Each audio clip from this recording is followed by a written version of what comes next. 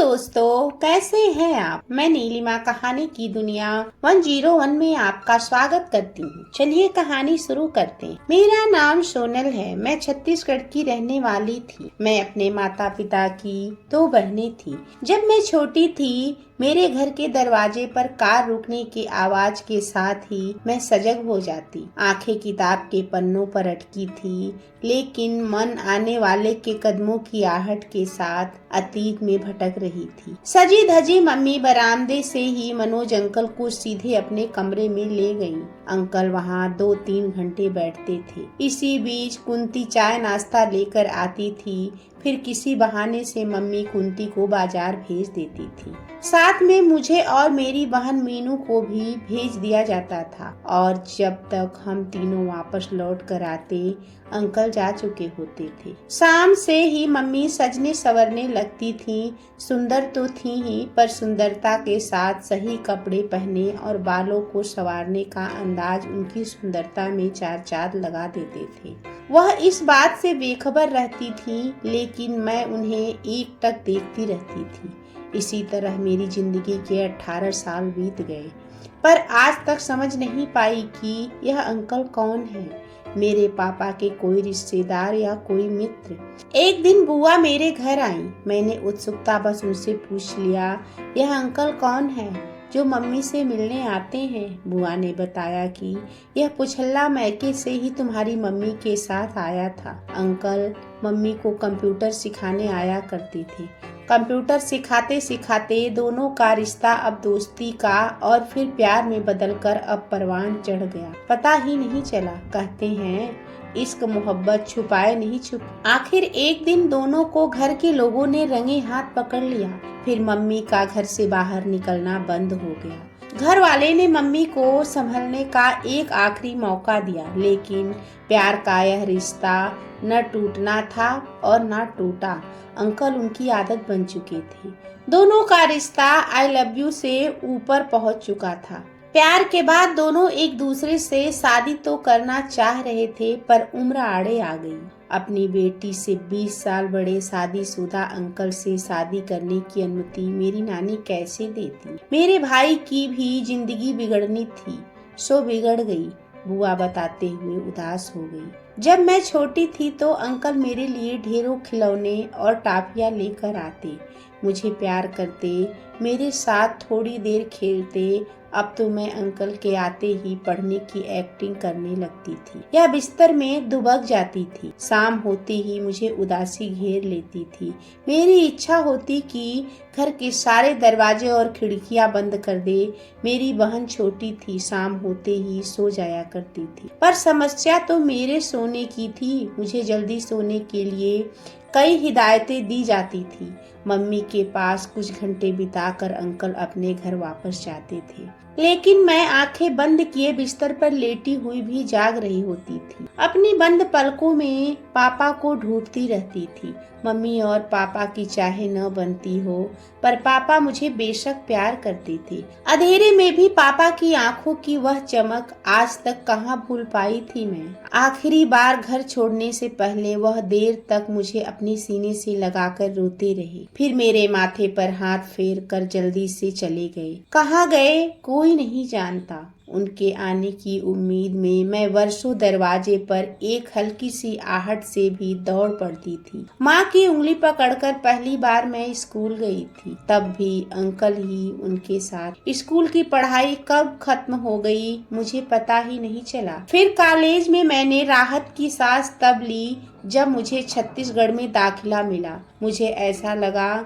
मानो मकड़ी ने जाल की एक तार को झटका से तोड़ दिया हो, लेकिन अभी भी मैं चारों तरफ से उन्हीं जालों में घिरी हुई थी। माँ के साथ अंकल भी मुझे हॉस्टल तक छोड़ने आए थे। छुट्टियाँ होती तो मैं कांप जाती। मुझे लगता अब फिर से मुझे उस नर्क में जाना पड़ेगा। काले पानी की सजा के समय मैं अपने संपूर्ण अस्तित्व को कछुए की तरह समेट लेती, लेकिन मुझे छेड़ने की हिम्मत कोई नहीं करता था। मेरी माँ भी अब मेरी खामोशी से डरने लगी। उनके पास अब मैं ही तो रह गई थी। मेरी छोटी बहन को तो होश संभालते ही हॉस्टल भेज दिया गया था। आखिर अंकल की अपार धन किस काम आती, मगर मुझे अंकल कभी भी अच्छे नहीं लगे। मुझे तो क्या, घर में किसी को भी अच्छे नहीं लगे। बचपन का वह किस्सा मुझे नहीं भूलता, जब उस दिन मम्मी नानी से पापा की शिकायत कर रही थी।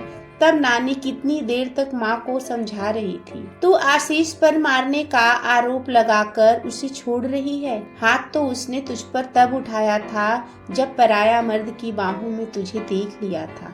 मेरी छोटी मौसी ने भी माँ को चेतावनी दी थी कि जो दूसरा घोंसला बना रही है तो देखना एक दिन जरूर पछताएगी।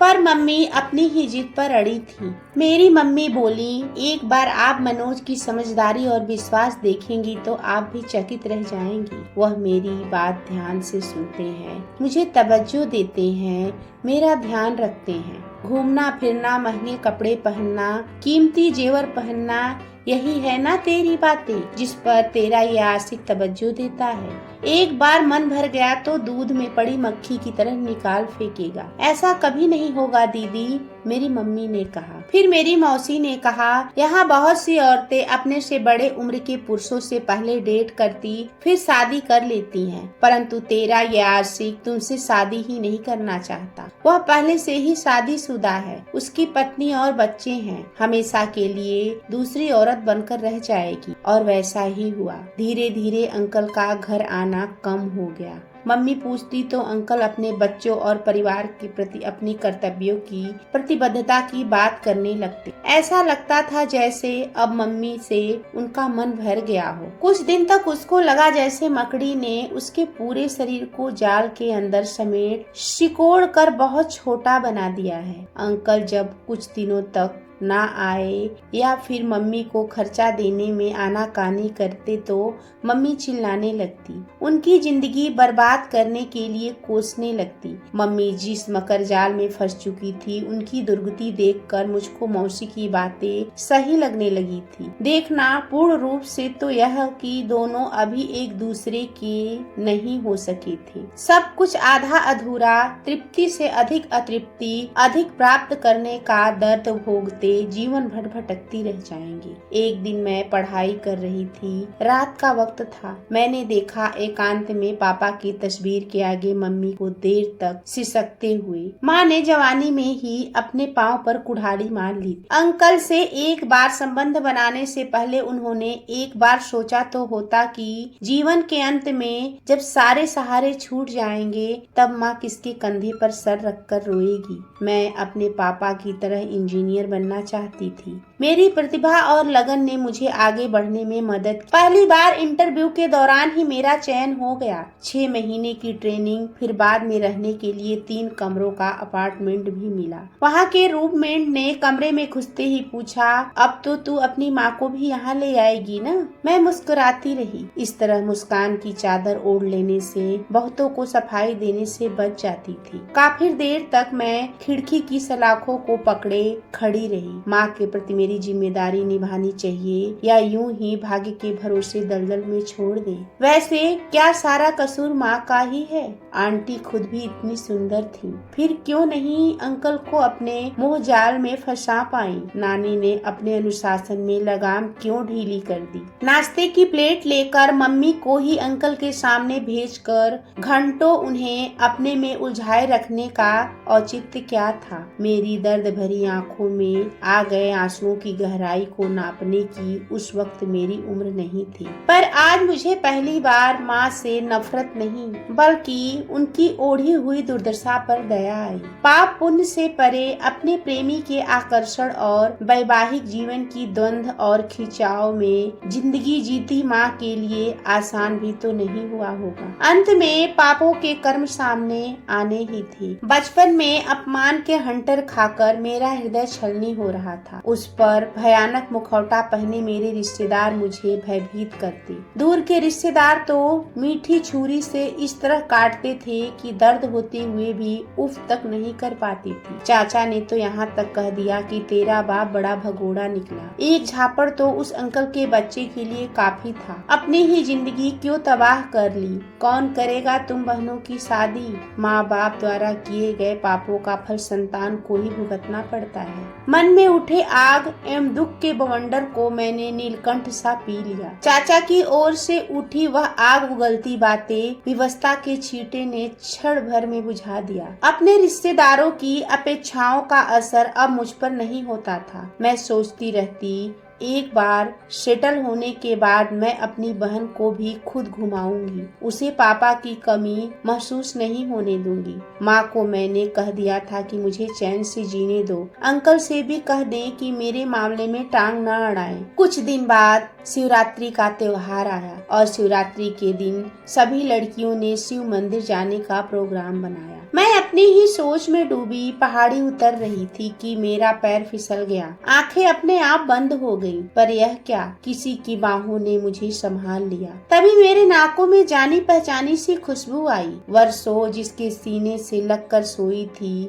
और उन्हीं भुजाओं में झूली हुई थी। तभी मेरे मुंह से निकला, पापा आपने अपनी बेटी को नहीं पहचाना। मेरे इतना कहते ही अब चार भुजाओं का कसाव बढ़ गया। सिसकियों की आवाज और आंखों से बहती आंसुओं की धारा, उस बहाव में मकड़ी के जाल टूट टूट कर बहते गए। पापा के साथ मैं उनकी शानदार बंगले पर पहुंच गई। ऐसा लगा मैं उनके मन से कभी निकली ही नहीं थी। हर तरफ मेरी और मेरी छोटी बहन की तस्वीर थी। सबसे ज्यादा झटका मुझे तब लगा जब मैंने पापा के पलंग के बगल में रखी इमेज पर माँ की तस्वीर देखी। तो क्या पापा अभी तक मम्मी को प्यार करते हैं? क्या पापा इतने क्षमाशील हैं कि कितना अच्छा होता अगर इस घर में एक बार फिर खुशियाँ लौट आए। मैं कुछ पल सोचती रही और पापा को देखती रही। फिर बोली, पापा आपने हमें किसके सहारे छोड़ दिया? वर्षों अंधकार में बाहें फैलाए मैं आपको ही तलाशती रही। क्या दोस्त था हमारा? दोस्त सिर्फ किस्मत का था बेटी। सब कुछ छिन जाने के बाद मेरी सोचने समझने की शक्ति चली गई थी। पापा मम्मी को अपनी गलती का एहसास अब हो रहा है। आपकी तस्वीर के आगे आंसू बहाती रहती हैं। अगर हम उन्हें निकाल नहीं पाए तो वह दलदल में पूरी तरह से धंस जाएंगी। पापा ने कहा, बेटा तेरी माँ एक कमजोर लता है जो पास खड़े बरगद से लिपट गई। वहाँ से उसे हटाना मेरे लिए संभव नहीं था, इसीलिए मैं खुद उसकी जिंदगी से निकल गया। मैंने कहा, आप भी तो शीतल वृक्ष हैं, प्लीज मम्मी को बचा लीजिए। पापा बोले, मैंने अपने घर के दरवाजे कभी बंद नहीं किए, इस आशा से कि शायद तुम कभी आ जाओ। मैं इसे और अच्छी तरह खोल देता हूँ। पापा की सागर सी गहरी आंखों को छलकते देखने की भी